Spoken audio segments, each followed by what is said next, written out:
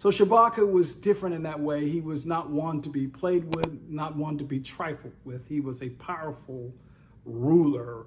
He was the third black ruler of Egypt. And those are some things that are interesting about Shabaka. Now let's talk about what Shabaka did that was consistent with what his brother Pi did and what his father Kashta did and what his niece Amenertus did. Amenertus I did, that was significant. Shabaka was a brilliant ruler, and he was I won't say not just brilliant, but well-informed, knowledgeable in terms of what it takes to rule people who are not native to yourself. He understood that brute force was not enough. You can start by dominating people, but you can't end that way. You can't sustain it. So what Shabaka understood was that the one thing that the Egyptians held perhaps most dear and most important to them was their religion. And as we've discussed in previous videos, the Cushites and the Egyptians shared one God in common that they considered to be the ultimate, the supreme God, and that was Amun-Ra or Amun-Ra. And so what they did, what Shabaka is perhaps known for most, is the Renaissance, the cultural and the religious Renaissance that he embarked upon when he became the ruler of Egypt. See, the Libyans, who were part of the 24th dynasty, when they came in with brute force.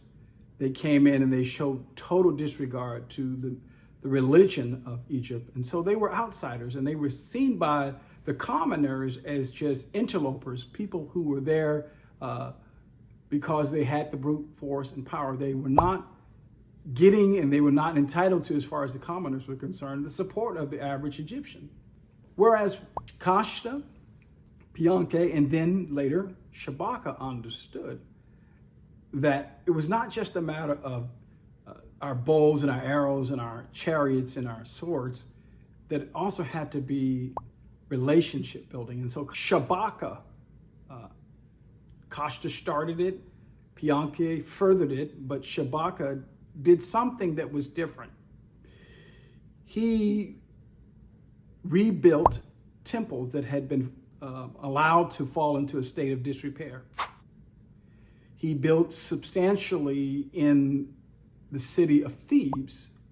Ultimately, he relocated his capital to the city of Thebes. Now, why is that important? If you listen to past videos, or if you watch past videos, you know that, and I said it earlier in this video, the priest and the priestess, particularly the high priest or the high priestess, at times had as much influence as the pharaoh, if not more. And Thebes, the city of Thebes, was the religious capital of Egypt. So then if Shabaka relocated his secular capital to Thebes, what he was also doing was acknowledging and showing respect to the Egyptian religion. So that was strategic, that was powerful, and Shabaka was significant in that way. What else did Shabaka do? Well, Shabaka ushered in not just the religious renaissance, but he also ushered in a cultural renaissance.